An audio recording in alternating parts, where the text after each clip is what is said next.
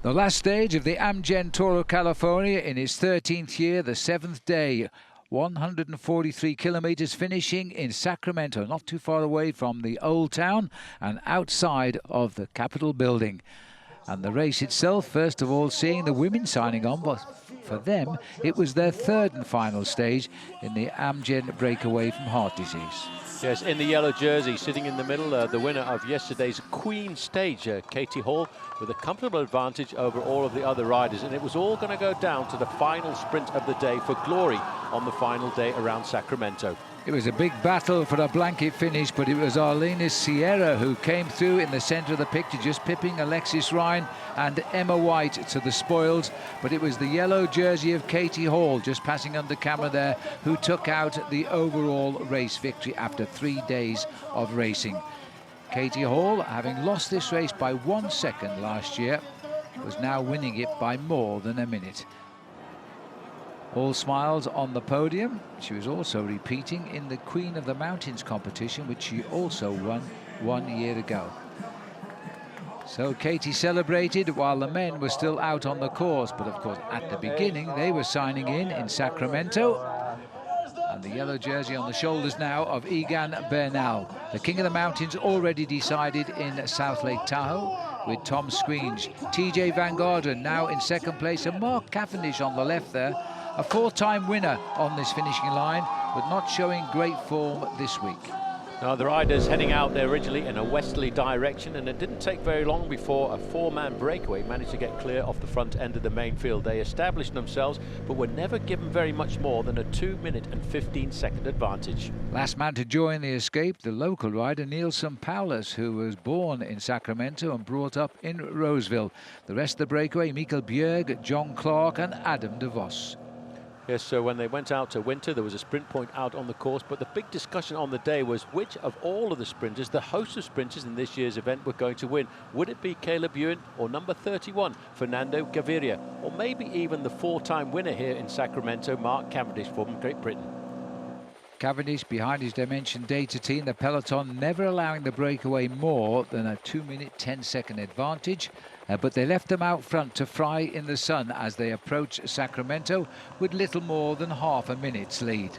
As they came over Tower Bridge, the quick question mark was would they be caught before the first time over the line, where there were time bonuses available, 3, 2 and 1 second. And they kept launching attacks off the front, but when they came up to the sprint point, in fact the breakaway had survived, and Adam de Vos of Team Rally was first man across the line there, ahead of Nielsen Paulus.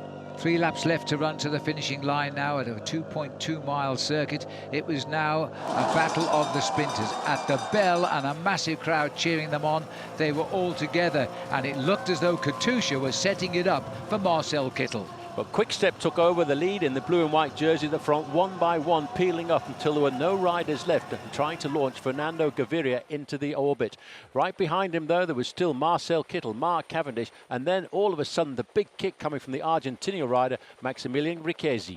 It looked as though it was a done deal by the fastest sprinter of this race, but a late rush by Caleb Ewan and an even later rush by Max Walscheid almost formed a different result. Through the centre, and he thought he'd won it on the line, Max Walscheid. He even put his hand up, but the photograph doesn't tell lies. Fernando Gaviria had won his third stage of this race.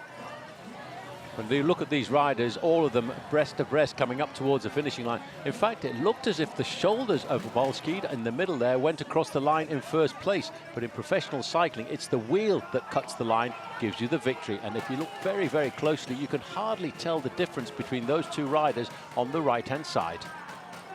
Tremendous sprint by the real fast man of this race, and this is the picture that told the result. Gaviria nearest camera, just pushing that bicycle ahead of Walscheid. And that is 3 wins for him this year in the Amgen Tour of California. He's going to the Tour de France, frightening the pants off all of the top sprinters.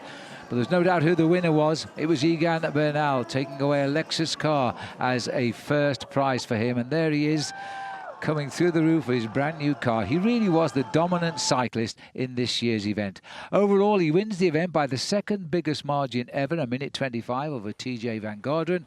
Danny Martinez in third place there, and Theo Gegenhardt in fifth. Further down, it was Matthias Frank completing the top 10, 4 minutes 1 second behind the Colombian climber. A very dominant position. All the jerseys coming out in the women. The yellow jersey won by Katie Hall, also the Queen of the Mountains.